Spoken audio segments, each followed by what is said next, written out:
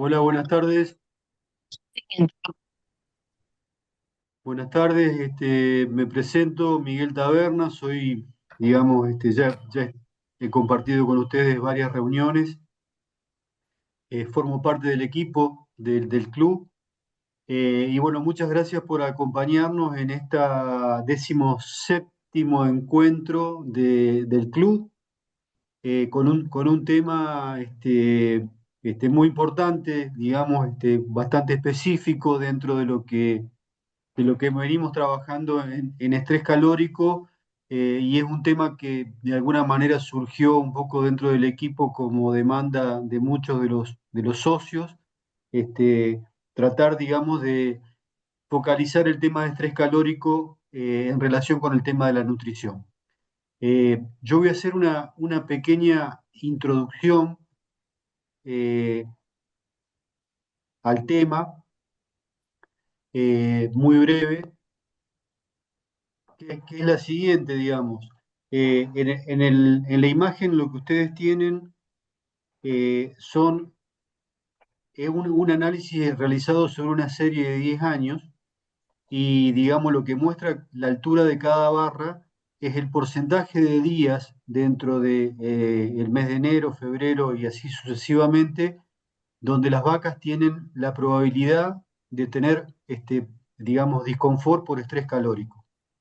Si ustedes se fijan, digamos, la altura va de 0 a 100.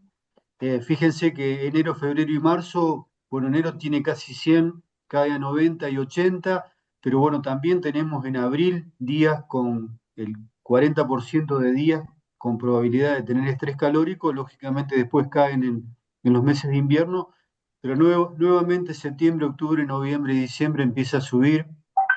Bueno, esto nos da que en promedio en el año, tenemos alrededor de 160, 170 días con estrés calórico, es decir, más de la mitad del año con esta situación. Bueno, el rango de este análisis de 10 años nos dio, un rango que se ubicó entre 130 y 180 días. Bueno, paralelamente a esta situación que marca, digamos, la complejidad y el impacto que tiene este tema sobre el rodeo, particularmente lechero. Nosotros venimos trabajando desde hace bastante tiempo en proponer un conjunto de medidas, y digo un conjunto de medidas porque tenemos que analizarlo desde ese punto de vista, es decir, no es una medida. Muchas veces, digamos, vemos que poner una media sombra ya se considera que el problema está resuelto bueno, la media sombra es una de las estrategias, y las voy a listar muy rápidamente, porque forman parte de la estrategia conjunta que nos permiten limitar este impacto. El tema de agua de calidad sin restricción, tener sombra para evitar que los animales en el momento de máxima radiación solar, acumulen mucho calor, reducción de la temperatura a través de la ventilación y la aspersión, sobre todo en todo lo que es el ambiente de ordeño o las instalaciones de ordeño, que estén ventiladas, que haya, digamos, una circulación de aire. Tenemos que utilizar dietas adaptadas en esta época del año, es decir, dietas frías que no incrementan el calor del animal. Eh, por ahí, introducir el tema del pastoreo nocturno y evitar caminatas muy largas que lógicamente, también van en un sentido negativo. Vuelvo a insistir el concepto de la necesidad de trabajar sobre varios temas para lograr de alguna manera, resultados positivos.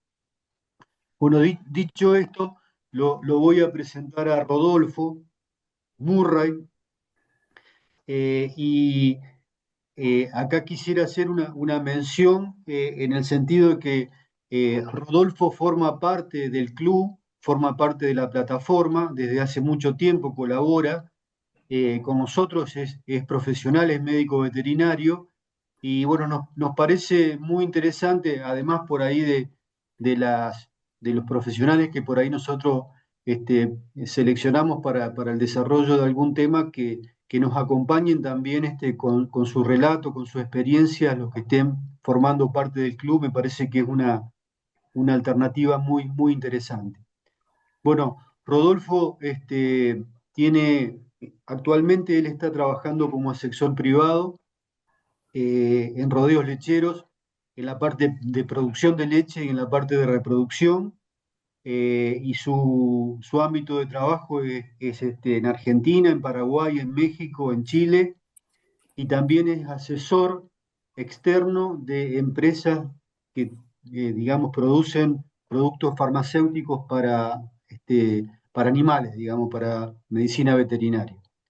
Así que, bueno, él, digamos, aceptó muy gentilmente acompañarnos y, bueno, nos va a tratar de transferir su experiencia y sus conocimientos específicamente en el tema, digamos, de estrés calórico y reproducción.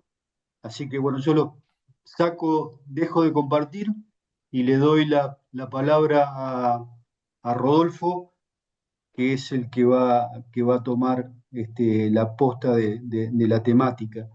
Las preguntas o las dudas las van escribiendo en el chat, nosotros las vamos a ir procesando y bueno, vamos a dejar al final una, un espacio para contestar las que están en el chat o eventualmente si alguno quiere tomar la palabra también trataremos de hacernos el lugar para contestarlo. Si eventualmente no llegamos por los tiempos, se hace muy largo, sobre todo el intercambio, por ahí nos comprometemos a poder responder algunas a través del chat del club. Así que, bueno, Rodolfo, te dejo la palabra y la presentación. Bueno, lo que yo quería un poco contarles, primero agradecerle al Inter Rafael, agradecerle al Club de Tamberos, agradecerle a Miguel, agradecerle a Mariana, la Fundación PEL, o sea, por haberme invitado y tocar un tema tan importante como es este, que es del estrés calórico y el manejo del estrés calórico. Todo lo que yo les voy a contar acá es básicamente cosas que hemos hecho, cosas que hemos medido y datos que tenemos de lo que vamos desarrollando con respecto a lo que es estrés calórico. Quiero arrancarles con esta frase: lo que no se define no se puede medir, lo que no se mide no se puede mejorar, lo que no se mejora se degrada siempre. Entonces yo creo que es muy importante tenerlo muy pero muy en cuenta, sobre todo que somos, lo que es producción lechera, es una generadora continua de datos y esto nos va trayendo como consecuencia que tenemos que medirlos. Cuando vemos lo que es estrés lechero o estrés que sufren las vacas, yo creo que esta es una definición muy buena porque son todos estímulos que va recibiendo la vaca y que va trayendo trastornos tanto en su aparato nervioso, en su aparato inmunológico, fundamentalmente el inmunológico, que es el que mayor cantidad de trastornos nos va a ocasionar en todo lo que es el útero, lo que es la respuesta a lo que son infecciones uterinas, lo que nos va a afectar el sistema digestivo y circulatorio para lo que es la reproducción y para lo que es la alimentación. Si miramos este dato, me parece que es importantísimo. El 74% del cuerpo de la vaca es agua y el 87% de lo que produce es agua. Entonces estamos con un individuo que es totalmente dependiente del agua. Y el otro dato sumamente interesante es que en 15 años la base genética subió entre un 12 a un 15%. La pregunta que yo le hago a todos los que son productores y todos los que son asesores: ¿el campo que tiene esas vacas subió la disponibilidad de agua en un 15, un 12, un 15%? En muchos casos yo diría que no.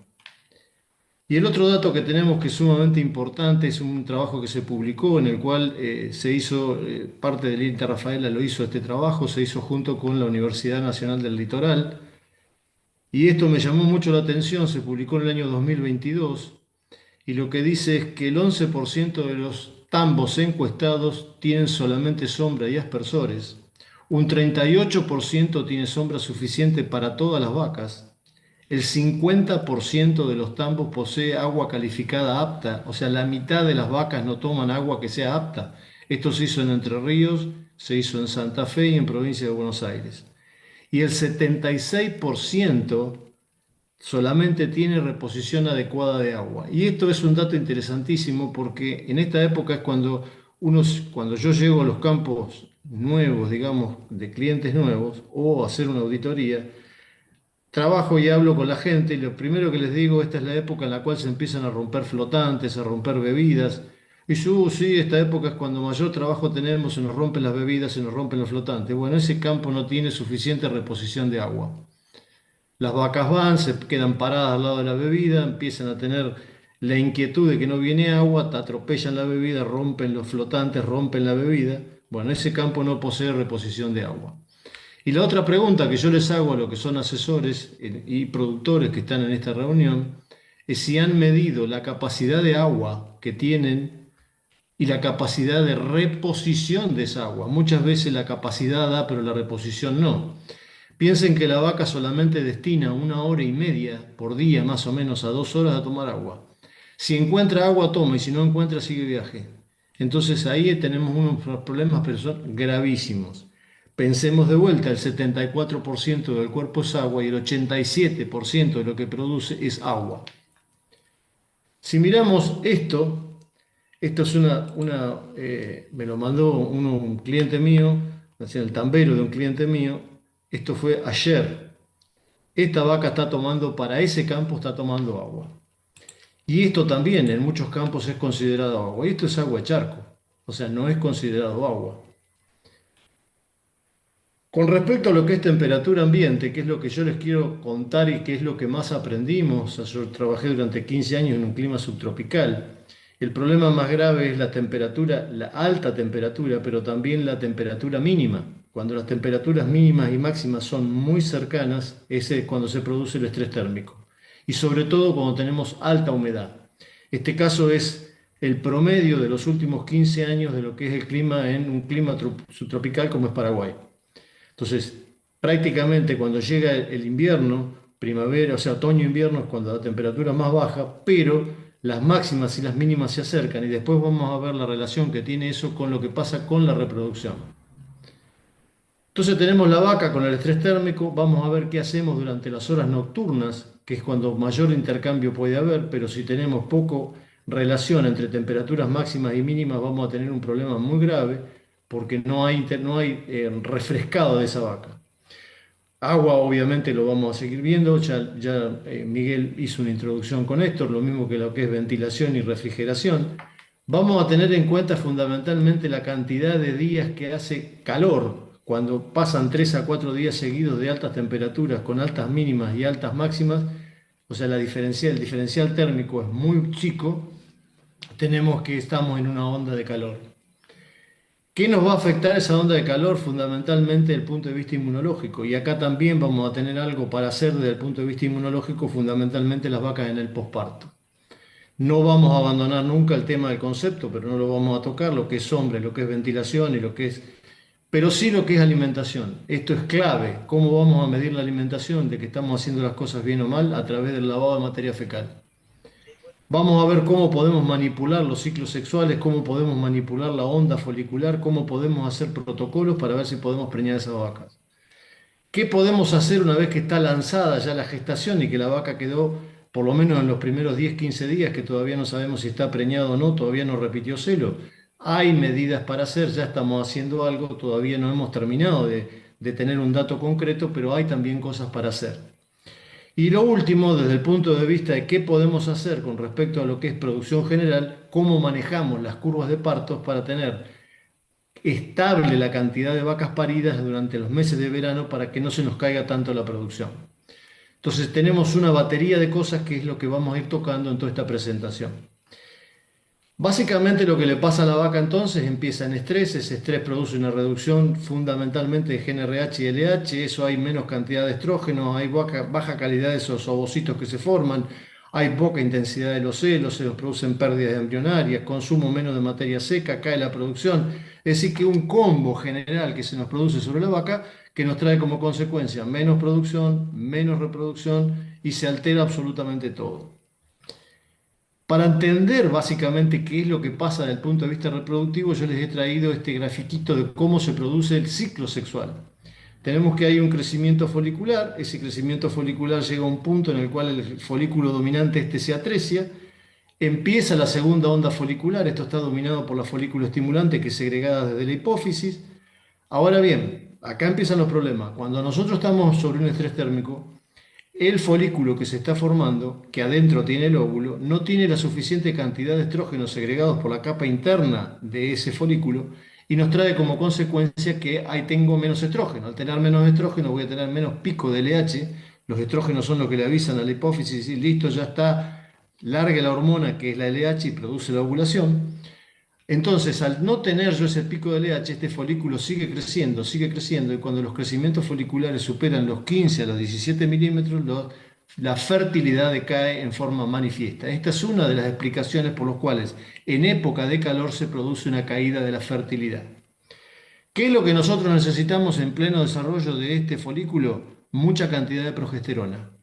Cuando se produce la ovulación, ¿qué es lo que necesitamos? Progesterona cero y mucha cantidad de estrógenos, que es la que se produce con la manifestación y presentación de los celos. Ahora bien, si yo tengo un cuerpo lúteo que es muy chiquitito como consecuencia de haberse formado de un folículo que era muy chiquitito, voy a tener poca cantidad de progesterona y por ende también voy a tener menos receptores en ese folículo que se está formando, y esa es otra explicación de por qué la fertilidad es baja en la época de calor. Muy bien, llegamos entonces al punto de por qué se nos producen alteraciones en el ciclo sexual, y básicamente se nos va a producir por dos motivos. Uno de los motivos fundamentales es que desde la hipófisis la secreción de GnRH se ve alterada. Tendría que ser normal, esto segrega folículo estimulante, que es la que nos desarrollaba ese folículo para que creciera. Ese folículo formaba estrógenos en su interior y trae como consecuencia la presentación de los celos y el aviso a la hipófisis de que suelte la LH para que se produzca la ovulación. Pero a su vez, nosotros tenemos que en plena época de calor, el problema que se nos está manifestando es que empieza a haber alteraciones a nivel del rumen. Esa alteración a nivel del rumen, tenemos que empieza a producirse acidosis. Esa acidosis nos produce muerte de las bacterias, aparecen las endotoxinas bacterianas que nos bloquean la secreción de GnRH desde la hipófisis, y todo este mecanismo hacia atrás se ve totalmente alterado. Entonces tenemos un doble problema. Uno producido por el calor, esto también explica los abortos. El calor nos bloquea esto, pero también las endotoxinas bacterianas como consecuencia de una alteración de lo que está pasando en el rumen. A nivel del ciclo sexual, si nosotros llegamos a preñar la vaca, a esta altura se produce la secreción después vamos a tocarlo con más profundidad, se produce la secreción de una proteína segregada por el feto que se llama interferón tau, que es el que va a avisarle a la madre que es un feto, que no es un cuerpo extraño, y es el que la mantiene. A mayor cantidad de interferón tau, mayor posibilidad de que ese feto sobreviva. A menor secreción de interferón tau se desencadena todo el ciclo sexual de vuelta. Entonces, ¿dónde podemos trabajar? Vamos a trabajar en el preparto, vamos a trabajar en el posparto, vamos a trabajar en la etapa productiva y vamos a trabajar en la etapa de servicios. Cuando empezamos a la época de preparto, no abandonamos nunca el tema de agua y sombra, pero sí vamos a entrar en el tema alimentación. ¿Qué tiene que tener la alimentación de ese preparto? Fundamentalmente ser concentración energética máxima, menor cantidad de fibra, y esa menor cantidad de fibra nos va a traer como consecuencia un pasaje más rápido por el tubo digestivo y no se va a generar calor endógeno. Entonces ahí tenemos una solución. ¿Cómo vamos a saber si estamos con una dieta muy fibrosa o menos fibrosa? Trabajamos con lo que es separación de fibras. Nosotros trabajamos con estas mallas, que es muy parecido al cajón famoso en el cual se separa la fibra. Esto nos da la cantidad, pesamos y nos da la cantidad de fibras más largas o más cortas. Y después lo que usamos es estados corporales. Esto es fundamental, lo vamos a usar en todas las etapas. Entrenen a su gente para que sepa hacer estados corporales. Y lo que es manejo de sales con las tiras para ver pH urinario y lavado de materia fecal. Esto es todo lo que tenemos para hacer en el preparto. Fundamentalmente clasificar la materia fecal. Entonces clasificamos la materia fecal, lavamos la materia fecal para ver la cantidad de fibras, tamizamos para ver las fibras que tenemos y trabajamos con máxima concentración energética en lo que es la dieta del preparto. ¿Qué vamos a hacer en el posparto? Bueno, el posparto se ve afectado fundamentalmente la inmunología. Y la inmunología la inmunología es el que manda lo que pasa en el útero de esa vaca en ese periodo de posparto. Se nos produce alteración, fundamentalmente hay más secreción de interleuquina 1, 6, 8, se nos produce mayor cantidad de ciclo de la COX-2, que la COX-2 se va a formar fundamentalmente en los mecanismos de inflamación local y es una retroalimentación constante, entonces es una inflamación continua. Todo eso pasa por el efecto del estrés térmico. De vuelta vamos a hablar con lo que es tema de estados corporales, vamos a lavar de vuelta materia fecal para ver y vamos a clasificar la materia fecal. Con todo eso funcionando, tenemos una cosa más para agregar de hacer en el posparto, que necesitamos para aumentar lo que es la inmunidad, y es la autoinmunoterapia. Nosotros empezamos a trabajar esto hace casi 6 años, en la cual sacamos 50 centímetros cúbicos de sangre y aplicamos 50 intramuscular, 50 subcutáneo, y produce un aumento muy marcado de lo que es la capacidad inmunológica de la vaca. La sangre, una vez sacado del tubo de lo que es la arteria, tiene un comportamiento como de cuerpo extraño y ahí se produce una elevación de las defensas. Un trabajo en el cual este tambo tenía casi un 60% de vacas presentaban infecciones uterinas en el posparto. Cuando aplicamos la autoinmunoterapia lo dimos vuelta, pasamos a un 54% de pospartos normales. En este tambo teníamos un 62% de pospartos normales, pero nos quedó un grupo de vacas, nadie quería dejar vacas testigos, nos quedó un grupo de vacas sin hacer autoinmunoterapia y resulta que de estas 43 vacas, 16 salieron con pospartos normales. Entonces, el 37% solamente de pospartos normales sobre las vacas que no tenían autoinmunoterapia. Entonces, esto es totalmente recomendable, costo cero, lo único que tenemos el costo es de la jeringa, nada más. Y es una cosa para trabajar porque sabemos perfectamente que en el momento del estrés térmico se nos produce una inmunosupresión. Con respecto a eso, yo tengo para basarme en ese trabajo, esto lo hicimos en el año 2000, tomamos las vacas en el preparto y le hicimos la capacidad inmunológica. Si bien esto es un trabajo que había hecho Ruminikova hace muchos años, yo lo adapté y le hice algunas modificaciones. Lo que se hace es se incuba sangre con anticoagulante con levaduras. Estas son levaduras. Y se mide la capacidad fagocítica que tienen esas levaduras. En este caso está recién empezando a formarse las caviolas que lo están queriendo fagocitar. Acá está queriendo fagocitarlo. Acá fagocitó una. Acá fagocitó casi 5. Cuando fagocita 2 o más de 2, quiere decir que tiene una capacidad inmunológica muy grande. Con esto tuvimos un 80% de acierto cuando dijimos que la vaca no tenía capacidad inmunológica suficiente y que iba a salir con un posparto con tratamiento, un posparto con infecciones uterinas. Se presentó el 80% de acierto, tanto para normal como para patológico. En aquel momento esto se dejó porque no sabíamos qué hacer con esa vaca. Simplemente decíamos, esta vaca va a tener un problema de posparto. Bueno, ahora tenemos que hacer porque encontramos esto y le hacemos autoinmunoterapia y con eso solucionamos gran parte del problema. Muy bien, entramos entonces en la etapa productiva. Ya vimos qué podíamos hacer en el preparto, ya vimos qué podíamos hacer en el posparto, ahora en la etapa productiva. Y lo que sabemos de la etapa productiva es que cuando hay un estrés, fundamentalmente la radiación solar tiene un efecto muy importante sobre lo que es la disipación de calor. Y hay un trabajo hecho en Nueva Zelanda, publicado este año, muy interesante, porque midieron radiación solar, midieron velocidad de viento, midieron temperaturas corporales de las vacas. Bueno, la temperatura corporal, que ya después les voy a mostrar que nosotros también lo hicimos, no se modifica. La vaca trata bajo todo punto de vista de mantenerlo. Ahí es donde entra en estrés. Y la vaca va a aumentar la frecuencia respiratoria, aumenta el ritmo cardíaco, disminuye el consumo de materia seca, está mayor cantidad de tiempo parada, por eso empieza a haber problemas de patas, está mayor cantidad de tiempo parada y no está comiendo, por eso también disminuye la producción, la circulación periférica aumenta, disminuye la cantidad de sangre que va hacia los órganos internos, fundamentalmente el útero, entonces tenemos problemas en el posparto con lo que va a ser vacas en un posparto normal y vamos a tener también problemas con respecto a lo que es presentación de celo. Eso es más o menos el combo que se produce por todo este efecto del estrés calórico. Y acá yo les presento dos fotos. Este es un estabulado de Chile y este es un estabulado de Brasil. La vaca cuando tiene calor, ¿qué hace? Se tira al suelo, estira su cuerpo, trata de tener la mayor cantidad de la masa corporal estirada para ver si puede disipar ese calor. Bueno, acá fíjense que las instalaciones no ayudan para nada. Y fíjense en esta situación quién está disipando mayor calor. Esto está ubicado en el centro de Chile y esto está ubicado en San Pablo. O sea, las vacas acá están muchísimo más confortables y mucho más cómodas. Van a disipar mejor calor estas que estas.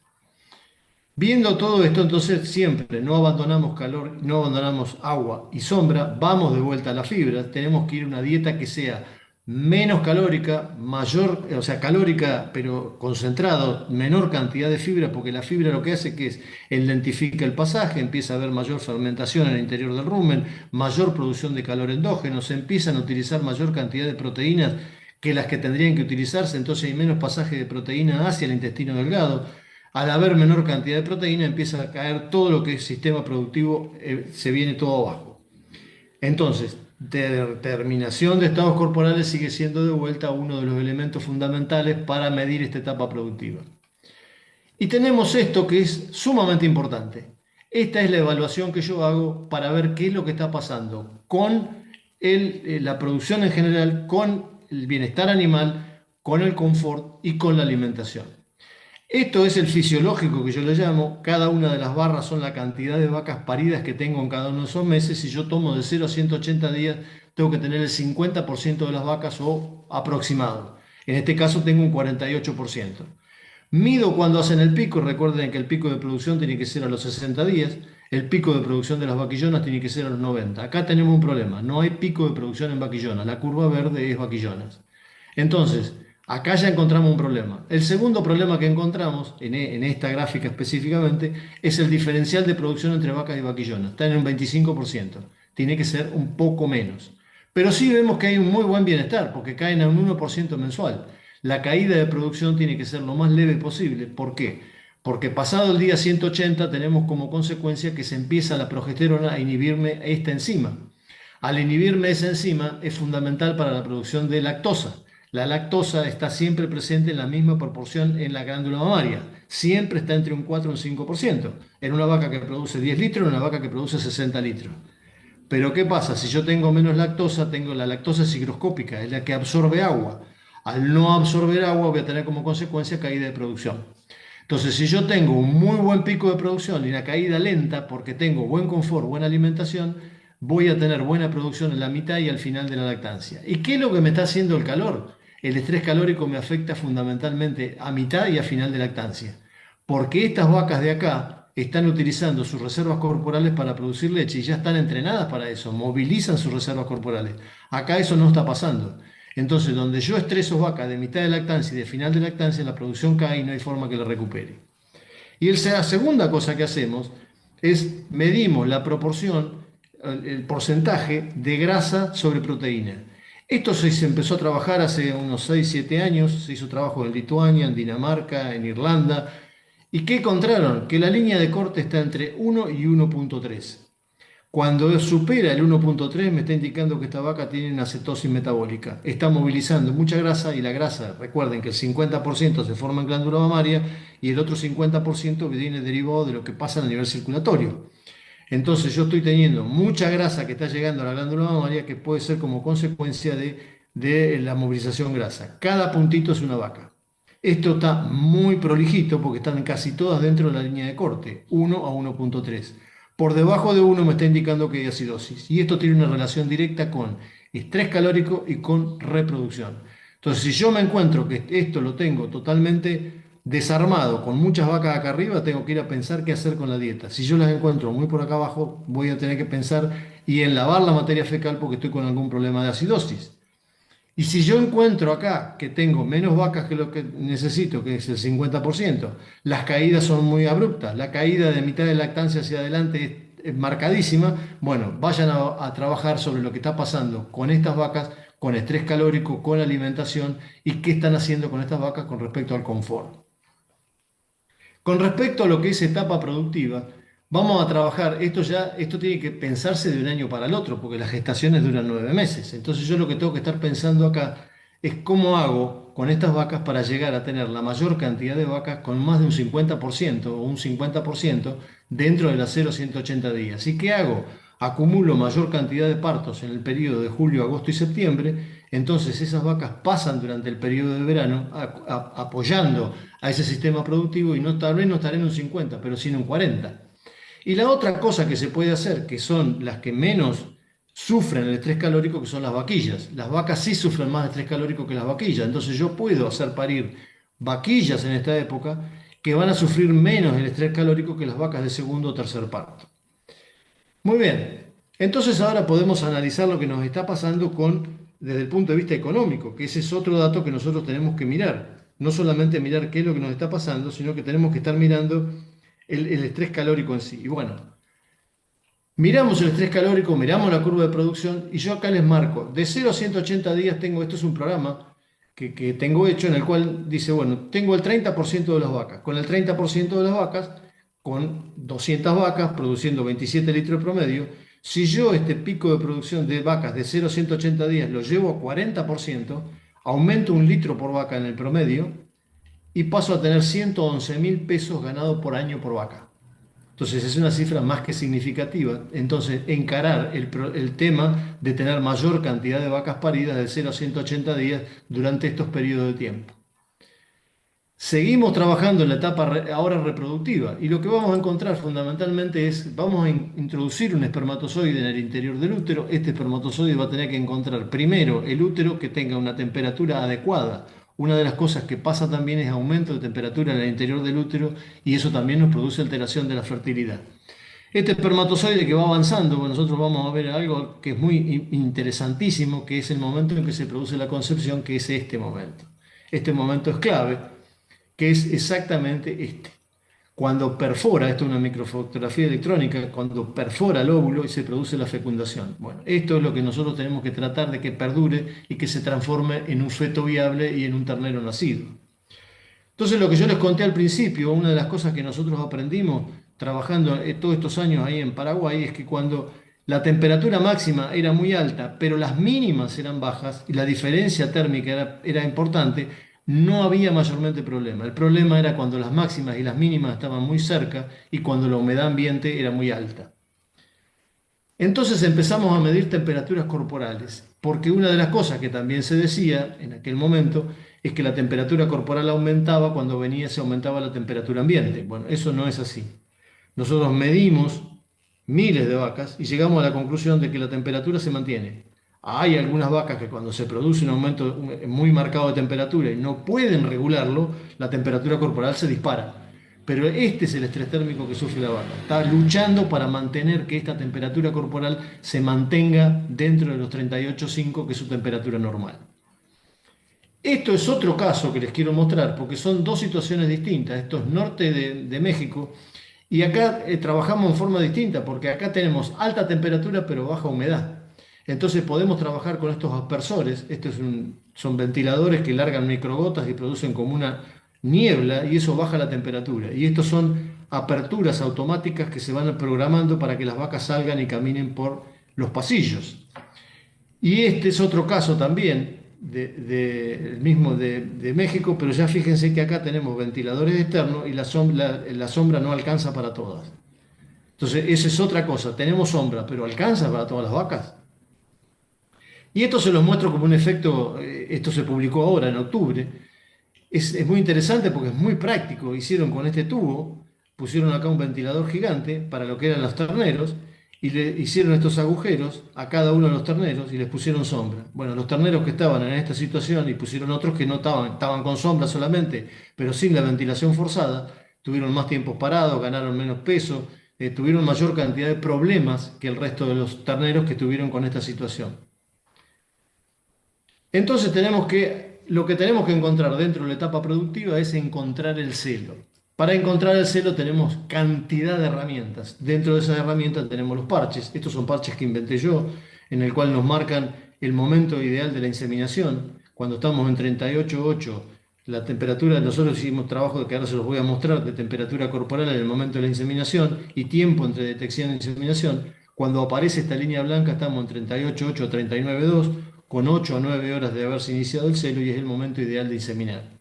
Tenemos las pinturas, tenemos los aerosoles, tenemos la pintura también, la de pincel, tenemos los collares, pero fíjense que también tenemos toda esta batería, el Heatwatch, el Activity Meter, los podómetros, los videocámaras, la medición de progesterona, los Milcount.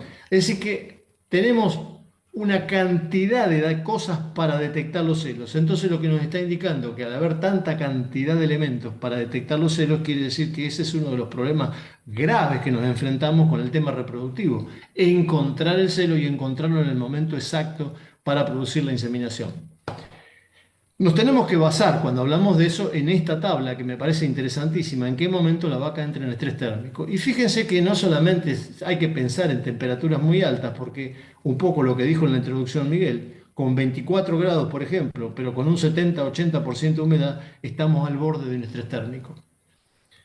Y cuando hablamos de la presentación de los celos, yo les quiero mostrar estas dos filmaciones que tenemos. Fíjense lo que es la duración de los celos.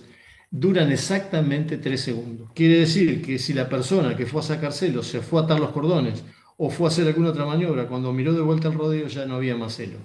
Entonces, indiscutiblemente necesitamos un elemento que nos ayude a la detección de los celos.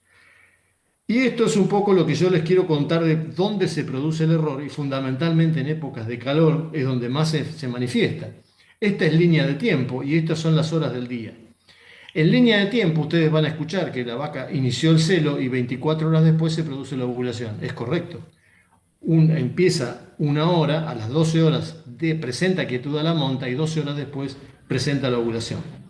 Si nosotros esto lo hiciéramos con las horas del día, y esto fueran las 4 o 5 de la mañana, que es el horario que se va a iniciar el tambo, vemos las vacas acá, pero resulta que esta vaca no la vimos y empezó a la 1 de la mañana. Fíjense que con 3 o 4 horas de corrimiento desde el inicio del celo, nos va a trasladar que a las 4 o 5 de la tarde, cuando fuimos de vuelta al tambo, vimos que se dejó montar, consideramos que hay que inseminarla con la regla AMPM, la inseminamos a las 4 o 5 de la mañana, el espermatozoide tarda alrededor de 5 o 6 horas en capacitarse y en llegar hasta el infundibulum, que es donde está el óvulo esperándolo. Cuando llega el óvulo tiene 8 o 9 horas de vida, prácticamente está muerto o en condiciones de morir. Ese es uno de los grandes errores que se comete con respecto a lo que es la inseminación y la fertilidad de los servicios. Entonces, nosotros con esto, yo les voy a mostrar el trabajo que hemos hecho con mis parches, pero se puede hacer con cualquier otro de los elementos, con los medidores de actividad, con el resto de las pinturas. Nosotros con estos parches lo que encontramos es que hicimos la corrida del tiempo. Esto se lo llamamos grado 1, vacas de baja actividad o de inicio de montas. Acá ya tiene 5 horas, pero todavía no apareció la línea blanca. Estos son grado 2, pero cuando inseminamos las vacas con grado 1, vacas de baja intensidad, de cada 10 preñamos 2. Cuando inseminamos las vacas con el grado 2, que es esta aparición de la línea blanca, de cada 10 preñamos 5. Y cuando inseminamos las vacas con grado 3, de cada 10 preñamos 2. Son celos pasados. ¿Cómo medimos esto para ver forma práctica temperatura corporal al momento de la inseminación? Cuando medimos la temperatura corporal al momento de la inseminación, en este caso el trabajo tiene 6.000 vacas, en este momento tenemos más de 200.000 vacas. Cuando está entre 38,8 y 39,2, las posibilidades de preñar son del 47% y van bajando a medida que va subiendo la temperatura.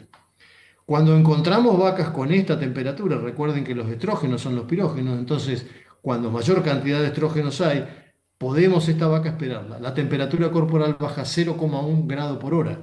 Entonces con eso vamos llegando a la vaca hasta la temperatura ideal y ahí la inseminamos. ¿Qué hacemos con la hora de detección? Otro de los datos que podemos también tomar.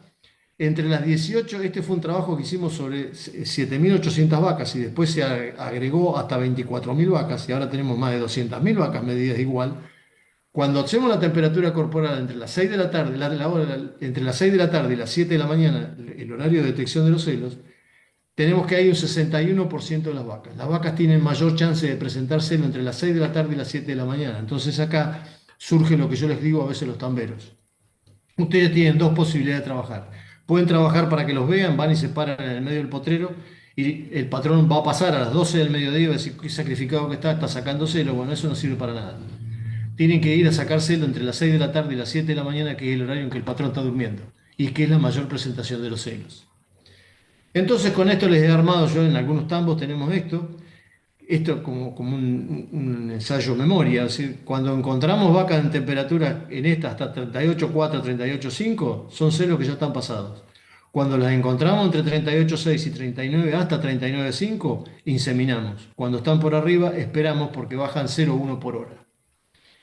Luego tenemos que medir lo que estamos haciendo, porque una cosa es la reproducción, una cosa es la foto que vemos hoy, pero otra cosa es proyectar esa foto hacia adelante. Y lo importante siempre en reproducción es proyectar hacia adelante. Y la proyección hacia adelante nos va a dar que lo primero que tenemos que hacer, lo primero, es qué cantidad de preñeces necesitamos por mes para mi tambo. En este caso, un tambo de 300 vacas necesita 24 vacas. Fíjense que acá va por 18. Bueno, le están faltando vacas porque entonces el año que viene no va a tener la misma cantidad de vacas en ordeña que tiene este año.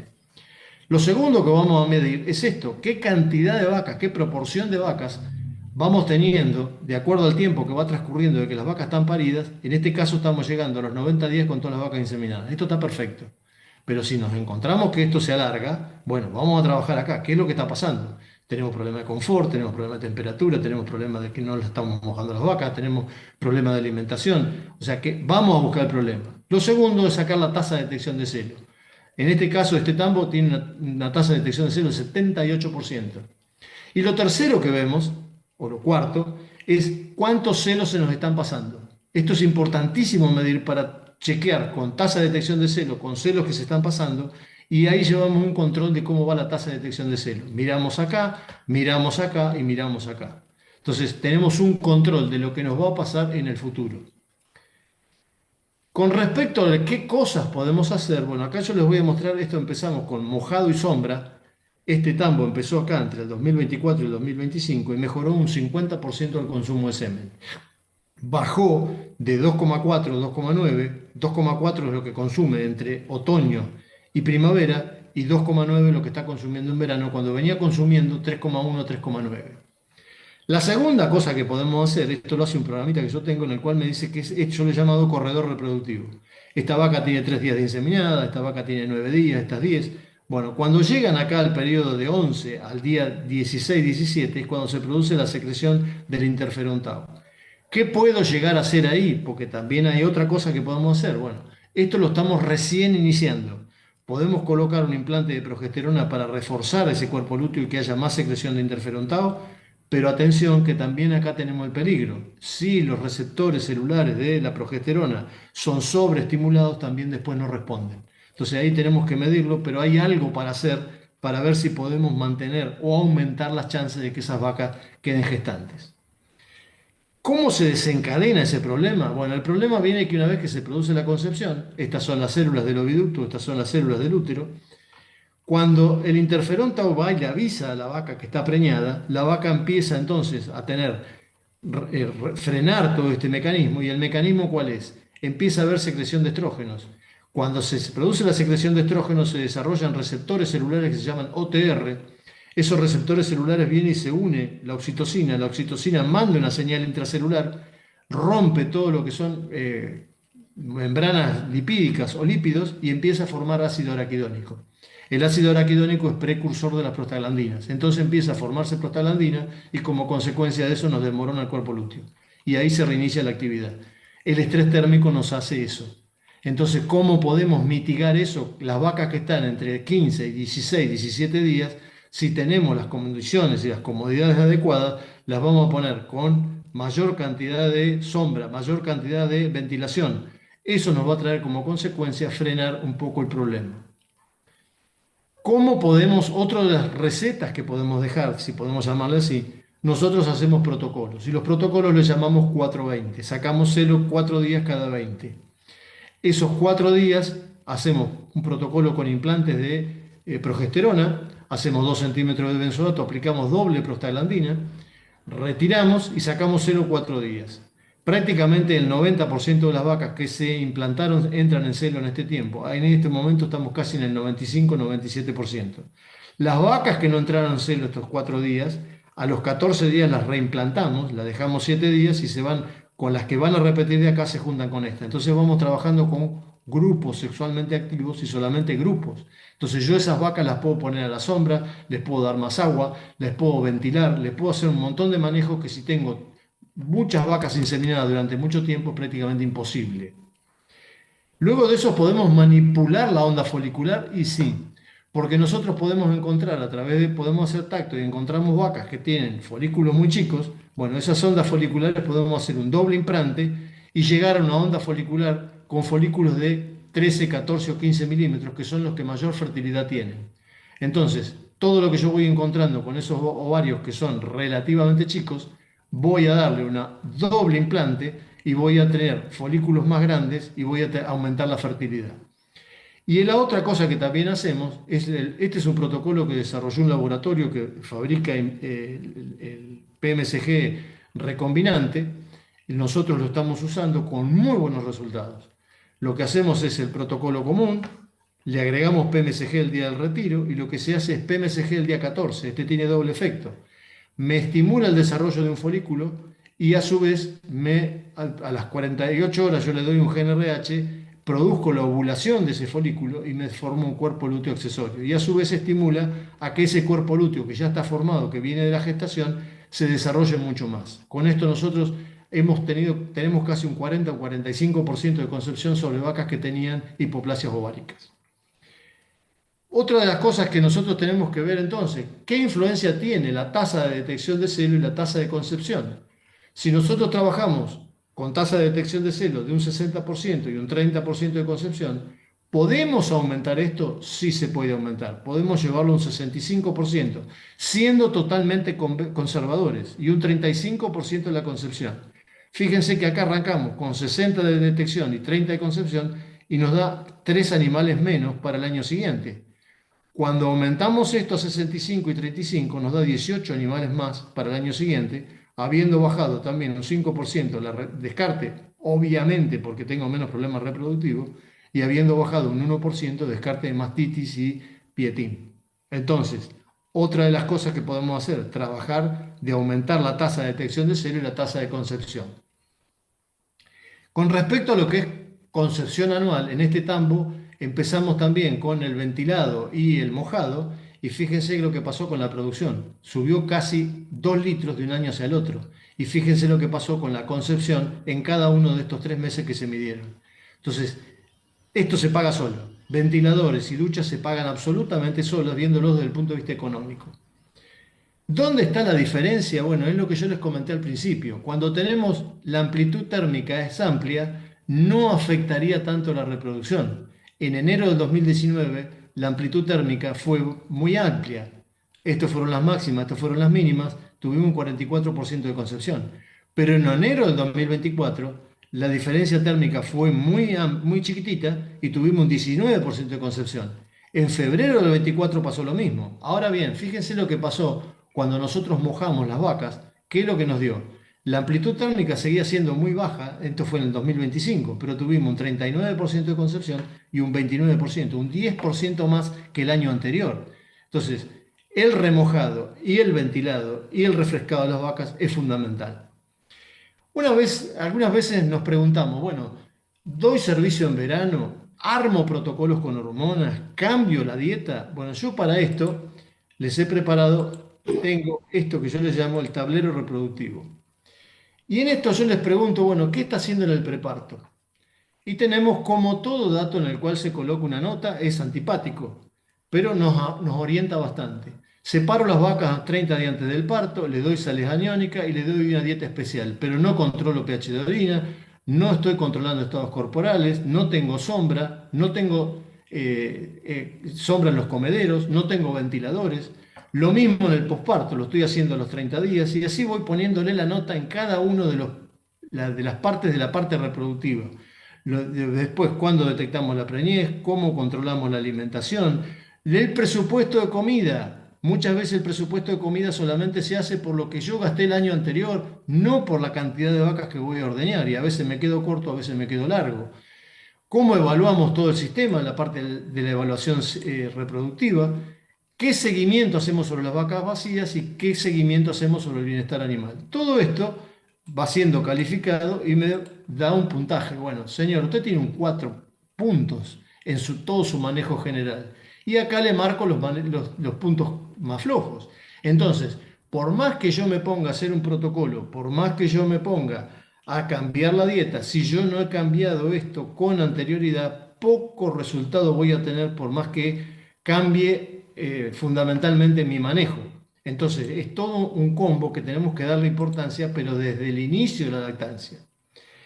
Otro dato interesante que se plantean siempre es: doy servicio con toro y dejo la inseminación. Bueno, esto también lo medimos durante el 2023 y 2025. Este tambo usó servicios naturales con estos toros. La vaca que llegaba al cuarto servicio o más se daba servicio con toro, Pero a su vez dijimos, bueno, a partir del cuarto servicio también el inseminador va a inseminar. ¿Qué es lo que nos encontramos? Que la inseminación tuvo un 40% de concepción y los toros tuvieron un 30%. Entonces, lo que no preña la inseminación tampoco lo preña el toro, salvo que suelte los toros en el interior del rodeo. Eso es otra historia. Pero si yo tengo que hago detección de celo y le llevo la vaca al toro, estoy trasladando el mismo problema que tenía, que era de detección de celo. No es por estrés térmico. Y por último, yo quiero comentarles esto. Cada vez que hacemos un hecho tenemos una consecuencia y que esas consecuencias tenemos que ver qué estrategias en el manejo reproductivo vamos a hacer. Por ejemplo, un hecho es decir, bueno, está bien, no voy a inseminar más. Yo les muestro, con un programa de costos que yo tengo, un intervalo entre parto de 13 meses. Cada celo que yo no veo me cuesta 3.600 pesos. Pero si el intervalo entre partos está en 14 meses y medio, ya el celo no visto me sale 20.000 pesos. Y si el intervalo entre partos está en 15 meses y medio, ya el costo es de 29.000 pesos. Entonces, el hecho fue que yo dejé de dar servicio, la consecuencia es esta pérdida económica. Para terminar, entonces, yo les quiero hacer las siguientes reflexiones. Lo físico, sombra y agua siempre. ¿Qué manejo tenemos en el preparto? ¿Cómo manejamos los servicios? Anotamos hora de detección, hora de inseminación, protocolos para manipular el desarrollo folicular. Esto es clave, lo mismo que esto, porque acá vamos a saber en qué horario detecta los celos el inseminador y en qué horario preña más y preña menos. ¿Cómo evaluamos los celos? Si tenemos celos de baja intensidad o tenemos celos de mucha intensidad. ¿Cómo manejamos las curvas de parto para no caer en producciones, o sea, tener menos del 40 o 50% que vimos el sistema económico que teníamos? ¿Cómo evaluamos el sistema? ¿Cómo evaluamos al inseminador? ¿Cómo evaluamos los toros? ¿Cómo evaluamos la detección de celos? Cada acción que tenemos tiene una consecuencia y esas consecuencias siempre son económicas. ¿Qué estamos haciendo con la alimentación? Fibra, concentrado, digestibilidad, atención, minerales, fundamentalmente, atención con los minerales, porque en las dietas que estamos usando, que son de alta digestibilidad, son de alto pasaje. Cuando ese alto pasaje también pasa rápido, me arrastra minerales que se absorben todos en el intestino delgado. ¿Qué relación tenemos entre grasa y proteína? Y si estamos haciendo lavado de estiércol. Y siempre, absolutamente siempre, armar presupuesto de vacas. ¿Cuántas vacas vamos a ordeñar y qué alimentos vamos a necesitar? Y ir viendo con esto qué resultado vamos teniendo. Bien amigos, los saludo y espero que las preguntas que quieran hacer. Muchísimas gracias. Muchas gracias, Rodolfo. Muy buena, muy interesante la presentación. Bueno, yo tengo el chat abierto, no hay ninguna pregunta, así que damos lugar a las preguntas por orales, digamos. El que quiera me pide la palabra y empezamos un intercambio. ¿Correcto? Si querés dejar de compartir, así vemos más gente que quiera o que pueda preguntar. Ahí está. Gracias, Rodolfo. Bueno, muchas gracias. ¿Alguna pregunta? Ahí ya hay alguien en el chat que va a hacer una consulta. Dale, Alexis.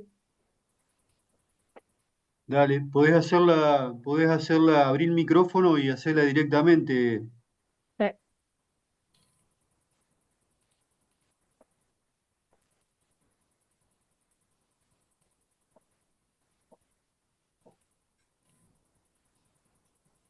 ¿Puedo hacer pregunta? Sí, sí, por supuesto. En preparto, ¿cómo hace para aumentar la concentración y disminuir la cantidad de fibra? Porque generalmente en preparto se utiliza chala de trigo y disminuye la concentración y él dice que hay que aumentar la concentración y disminuir la cantidad de fibra. Entiendo que es por la dieta fría, pero ¿cómo la logra? Correcto. Nosotros en el preparto lo que tenemos que dar es silo de maíz, podemos dar heno, fundamentalmente paja de trigo sería el molido, es una de las cosas muy importantes, porque no se olviden que lo que hace el rumen es tratar continuamente de bajarle el volumen, por eso va dando vuelta. La parte más grosera va a la parte superior, eso vuelve en el bolo alimenticio, la vaca lo remastica, lo vuelve a digerir y ahí se va mezclando con enzimas salivares. Si el tamaño llega a los 2 centímetros, ahí pasa el retículo masal. Cuando yo doy una fibra muy grande, eso va a estar continuamente dando vuelta y no va a bajar muy rápido de tamaño, y ahí es donde aumenta la fermentación y el calor endógeno. Entonces, primera parte que yo puedo hacer es tratar de que esa fibra sea lo más corto posible. Eso es lo primero que yo tengo que hacer. Después trabajar con lo que es concentración energética sobre kilo de materia seca que yo entrego. Eso es otro dato sumamente importante. Pero, por eso yo insisto tanto con el tema del lavado de materia fecal, porque no me puedo pasar de largo, tampoco puedo hacer una dieta que sea muy digestible. Cuando yo me paso con dietas de un 75-77% de digestibilidad, estoy haciendo un rápido pasaje y ojo que eso me barre todo lo que son minerales a nivel del intestino delgado. Entonces, por eso yo insisto tanto con el lavado de materia fecal, porque es lo que me está indicando, es una técnica sumamente simple, sencilla, fácil de hacer, y me está indicando qué es lo que pasó con la comida que yo le di adentro de la vaca. Acá hay otra pregunta. Dice que hace la pregunta por acá. Sí, porque no le anda el micrófono, pero No le estaba anda el ahí. micrófono. Dale. Sí, sí, podés hacerla. Mientras tanto, si hay alguna otra pregunta,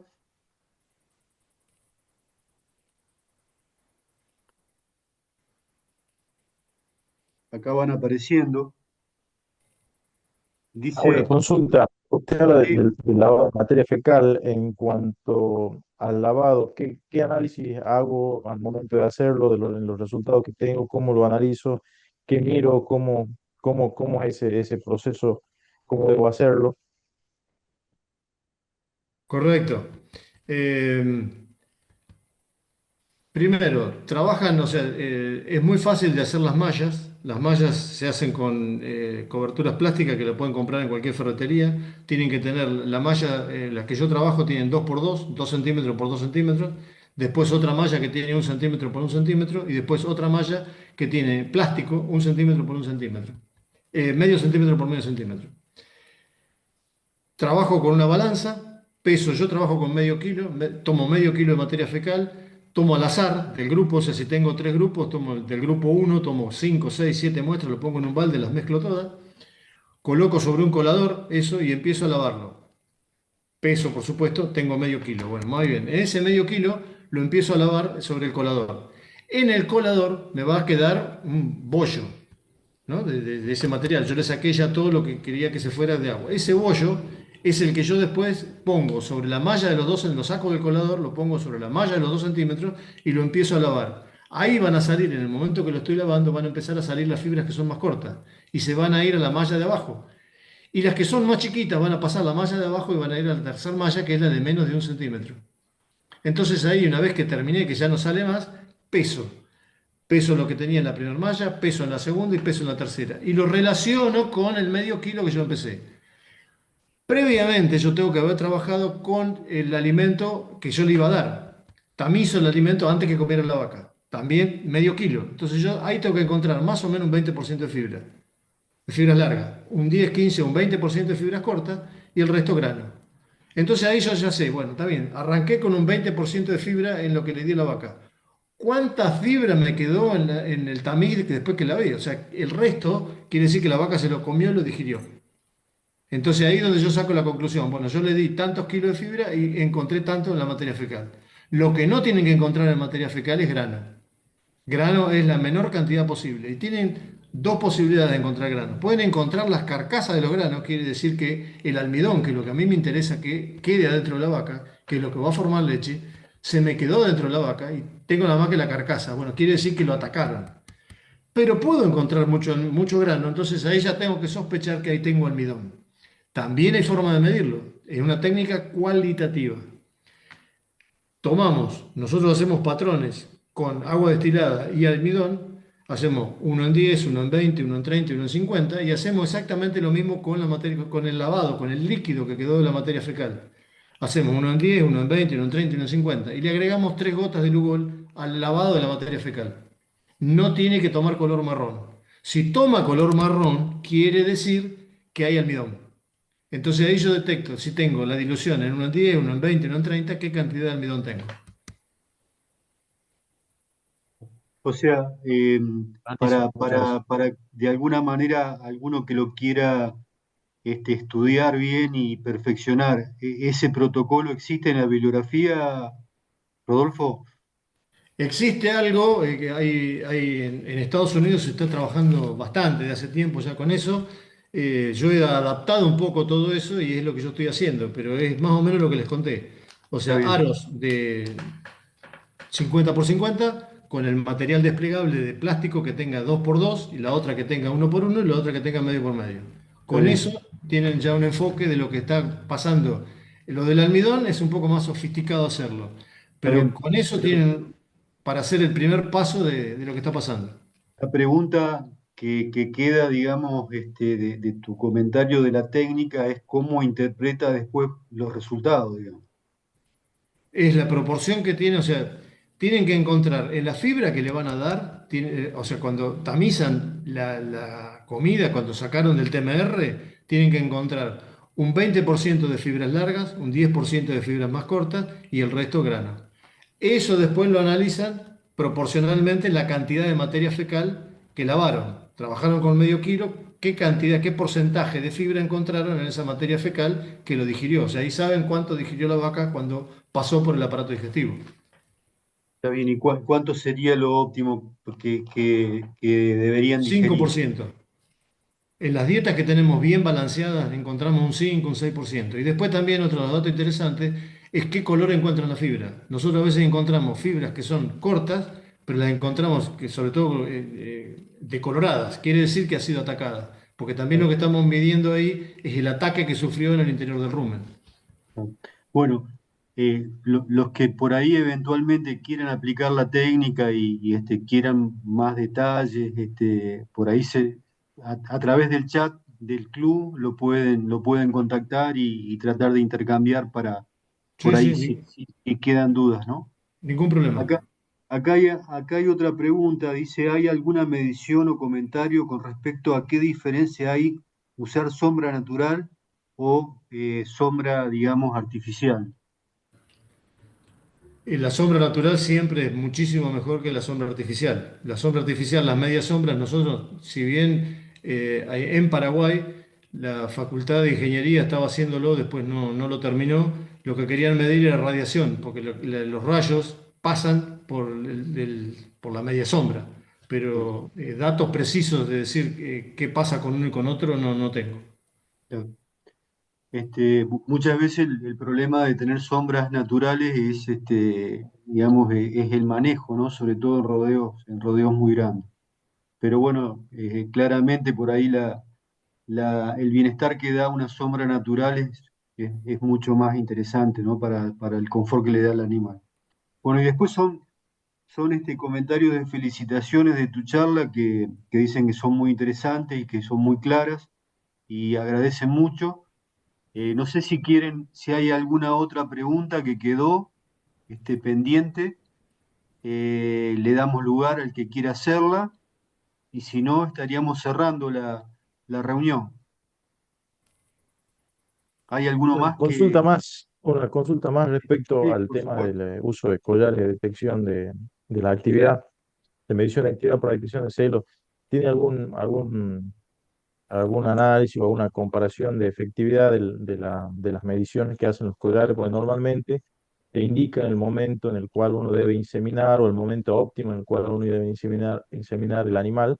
No sé si tiene algún grado de desvío en cuanto a la exactitud del momento. Sí, hemos trabajado, o sea, he trabajado bastante con el tema de los collares. Tenemos hecho mediciones, son muy buenos, son muy precisos. La ventana que abren es de 4 o 5 horas. O sea, es un medidor de actividad. No nos está indicando celo, nos está indicando actividad. Entonces, el ojo humano no se puede reemplazar. El humano tiene que ir y ver qué es lo que está pasando alrededor. Por eso nosotros tenemos puesto en algunos tambos collares, hacemos medición de temperatura corporal y hacemos anotación de hora de detección y hora de inseminación para ver el desvío que tenemos con respecto a eso. Y siempre trabajamos con 8 o 9 horas entre detección e inseminación. Muchas gracias. ¿Alguna otra pregunta que haya quedado? Buenas noches, le quería hacer una consulta. Sí, cómo Con no. respecto a la autoinmunoterapia que nombró hoy, ¿le aplicás directamente sangre entera o extraes suero? Y si haces una única aplicación o si la repetís. Eh, no, es sangre entera, directamente sangre entera. Acá tengo para hacerles, bueno, otro, si quieren les hago otro comentario de otra cosa que hicimos con sangre. Sí, directamente sangre entera. En el mismo momento que extraen la sangre, eso sí tiene que ser con jeringa estéril y con aguja estéril, y esa jeringa y esa aguja se usan nada más que esa vez. Después se tira, porque sabemos muy bien la cantidad de enfermedades que son transmisibles por vía sanguínea. Con respecto a eso, aplican 25 centímetros subcutáneo y 25 centímetros intramuscular. Eso es la autoinmunoterapia. Repetirlo se puede repetir sin ningún problema porque no pasa absolutamente nada. O sea, es tomado como un cuerpo extraño. Y ahí se produce el aumento desde el punto de vista inmunológico. Lo hemos repetido a los 3 días, una cosa así, sin ningún tipo de problema. Con respecto a la sangre, nosotros hicimos otro trabajo que fue lo que es enriquecimiento de plaquetas. Nosotros sacamos la sangre, la centrifugamos, obtuvimos las plaquetas, después de sacarle las plaquetas, las centrifugamos, las congelamos y las descongelamos 3 veces. Se congela, se descongela, se congela, se descongela y las aplicamos vía intrauterina en el momento que la vaca presentaba celo en vacas con muchos servicios. Los resultados que tuvimos fueron más que sorprendentes. Si bien no es un invento nuestro, sino que es un trabajo que se hizo en la Facultad de Veterinaria de Roma, ellos sobre 9 vacas que hicieron ese trabajo preñaron 8, hicieron todo el trabajo histológico del útero, me pareció sumamente interesante. Nosotros lo repetimos acá y tuvimos casi los mismos resultados. De 6 vacas preñamos 5. Es un trabajo muy tedioso, lo hicimos simplemente como para repetirlo, pero es un dato, o sea, yo ¿por qué lo comento acá? Porque es un dato que es la misma sangre la que nos está trayendo el resultado. O sea, hay montones de elementos biológicos que tiene la vaca que nosotros lo podemos utilizar en pos de mejorarle su salud, si queremos decirlo así. No. ¿Puedes repetir la dosis? La dosis de la sangre que coloca. 50 centímetros sacamos y aplicamos 25 subcutáneo y 25 intramuscular. Ah, Acá hay otra pregunta, Rodolfo, que la hace Diego, y dice que en un caso, en un tambo donde tengan servicio con toro, o que le puedan dar servicio con toro, ¿qué pensás vos de poner toros en el horario, digamos, donde más se manifiestan los celos, que es de las 7 de la tarde a las 6 de la mañana? Es decir, poner los toros dentro del rodeo en ese horario. Esa es la pregunta. El problema de hacer servicio natural con los toros dentro del rodeo hay que ser muy cuidadoso. Primero por los accidentes. O sea, sabemos muy bien que el toro hollando es un toro que tiene, hay veces que se levantó con la cabeza dada vuelta y es agresivo. Cuando muchas veces también es muy manso. Pero esa es una de las cosas que tenemos que tener en cuenta. La segunda cosa es que si soltamos los toros con las vacas, ¿cuántos toros ponemos? Porque empiezan a pelearse porque la dominancia sobre una vaca que presentó celo. La tercera cosa es que un toro se enloqueció con una vaca y capaz que la montó 10 veces y hay 2 o 3 vacas más en celo y no sirvió esa vaca que también estaban en celo. Entonces la solución de soltar las vacas junto con los toros, yo no la veo. Por ningún lado la veo. Por desprolijidad también, porque no sabemos después con exactitud el día del parto, todo ese tipo de historias que tenemos que manejar. Siempre tenemos que ir a la detección de celo. Ahora, si detectamos celo y se la llevamos al toro, el problema que tenemos, si no tenemos una buena detección de celo, estamos arrastrando el mismo problema que si lo hiciéramos con la inseminación. Lo único que estamos cambiando ahí es quién coloca el semen. ¿El semen lo coloca el toro o el semen lo coloca la inseminación? Para la cosa es exactamente lo mismo. volviendo Muy al bien. tema de la sangre, ¿en qué momento lo aplicas? La sangre, digamos, cuando entra al tambo o preparto. Se puede hacer en el preparto, o sea, nosotros tenemos lugares donde lo hemos hecho en el preparto, sería ideal. Ideal. Lo que pasa es que cuando empezamos a agregar trabajo, después hay que ver si se cumplen los protocolos. Porque decimos, bueno, tenemos que traer la vaca, tenemos que hacerle la inmunoterapia, tenemos que traer aquella vaca y hacer, bueno, pero lo ideal por el trabajo que yo hice en el año 2000. Porque yo encontré en esas vacas en preparto, estaban en un estado corporal de entre 2,75 y 3, estaban comiendo silo de maíz, comían heno, comían grano de maíz, tenían sus sales aniónicas bien, o sea, el pH urinario daba bien, y resulta que teníamos una inmunidad suprimida. Pero ¿qué pasó? No teníamos nada para hacer. Lo que sí, o sea, para demostrar era que había la inmunosupresión no empieza en el momento del parto, empieza casi 20, 25 o 30 días antes. Empieza esa vaca a estar inmunosuprimida. Entonces, el día que yo traigo las vacas al preparto, le hago autoinmunoterapia, estoy ganando un paso muy importante con lo que va a pasar después en el posparto de esa vaca. Y en el Cuando momento, o hablas sea, cuando hablas de preparto, Rodolfo, estás hablando, normalmente en muchos rodeos, viste, hablamos de las vacas preparto, que son las vacas 30 días antes de la fecha probable de parto, ¿no es cierto? Ese 30 grupo. días antes de la fecha de parto, sí, exactamente. Y después, si no están haciendo en ese momento, bueno, el día que hacen el control del posparto lo pueden hacer, pero ya ahí es un poco tarde porque ya la infección uterina ya se desató. Ya la cosa ya viene, o sea, el tema está en prevenir que se le vaya a presentar esa infección uterina. Muy bien. No sé si hay alguna otra pregunta que que quieran hacer. Bueno, este, muchas gracias, muy claro, Rodolfo, tu presentación. Creo que estuvo muy bien planteado, un tema complejo, digamos, de mucho impacto en la lechería argentina, digamos. Eh, Muchas veces lo naturalizamos, pero sabemos claramente que tiene un impacto productivo y económico extremadamente grande. Y bueno, es muy importante que vayamos tomando conciencia, implementando las medidas para reducir el impacto del estrés calórico y perfeccionando todas las cuestiones de manejo alimenticio, reproductivo, sanitario para salir lo mejor posible.